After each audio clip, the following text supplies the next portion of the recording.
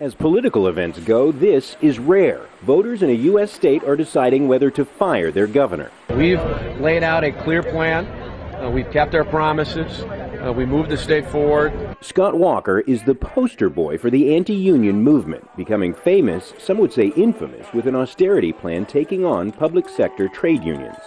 Down with Scott Walker, all workers unite. Benefit cuts and an end to most collective bargaining led to weeks of protests.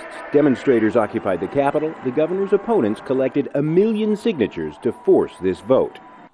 Democratic presidents, present and past, have offered their support. I can just hear it now. We're finally going to break every union in America. You tell them no. Nationally, the vote in this key swing state is a bellwether, a measure of President Barack Obama's chances at re-election in November. Globally, it is a test of the declining power of unions, and both sides have made Wisconsin a battleground.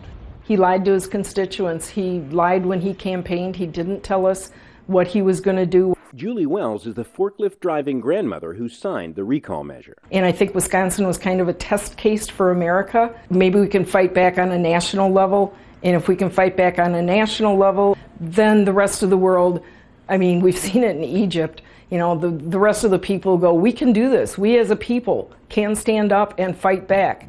It's become one of the nation's most expensive races. Walker alone raised over $30 million, more than some presidential contenders. What do you say to your Democratic critics who say you're outspending them in ads 8-1 and therefore are trying to buy the election? I think you look at the total amount spent against me, it measures up considerably in terms of overwhelming numbers. Finally, someone has stood up against the powerful special interest and put the taxpayers back in charge. In Wisconsin, Democrats hope to reverse a spate of recent Republican electoral gains led by Tea Party activists, the kind of change the Obama administration can live with.